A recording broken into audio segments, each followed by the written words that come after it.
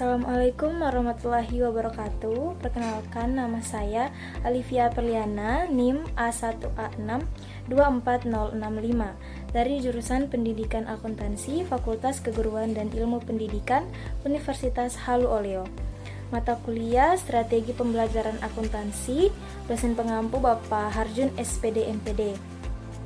Pada video kali ini saya akan membahas mengenai strategi pembelajaran cooperative learning pada materi jurnal penyesuaian.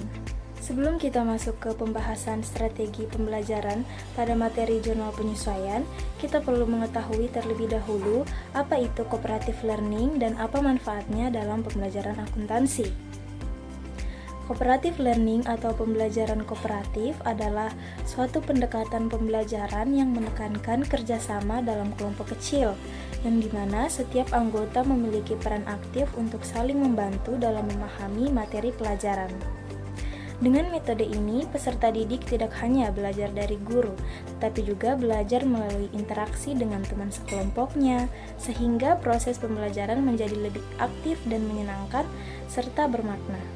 Halo teman-teman, selamat datang di pembelajaran akuntansi. Hari ini kita akan mempelajari jurnal penyesuaian. Jurnal penyesuaian adalah jurnal yang dibuat di akhir periode akuntansi untuk memperbarui saldo akun agar sesuai dengan kondisi sebenarnya. Tujuannya supaya laporan keuangan menunjukkan pendapatan dan beban pada periode yang tepat sesuai prinsip akuntansi akrual.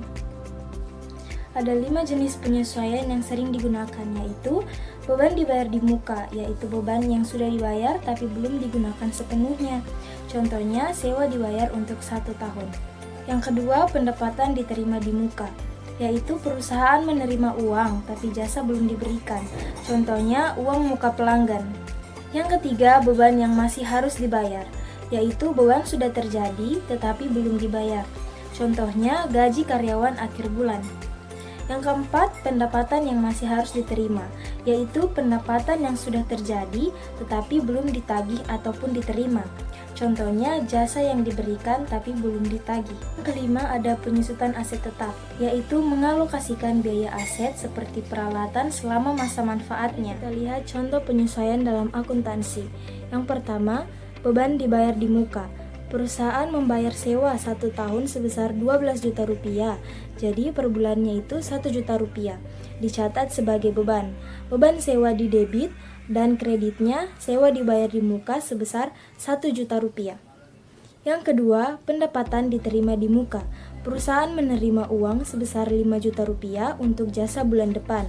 Pada akhir bulan dicatat pendapatan diterima di muka di debit dan pendapatan jasa di kredit sebesar 5 juta rupiah.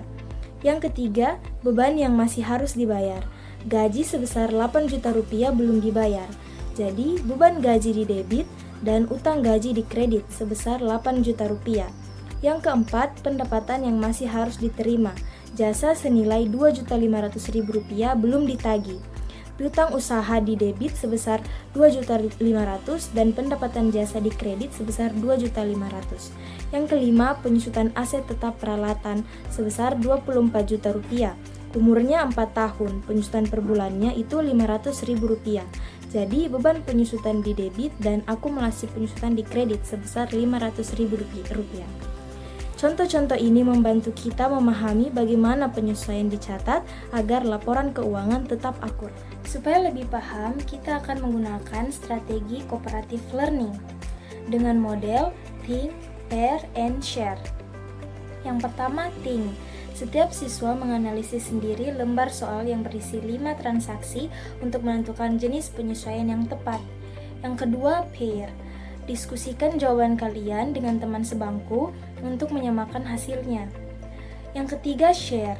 Terakhir, kelompok kecil akan mempresentasikan jurnal penyesuaian ke depan kelas agar semua bisa saling belajar dan mengoreksinya bersama-sama. Demikian pembahasan kita mengenai strategi cooperative learning pada materi jurnal penyesuaian.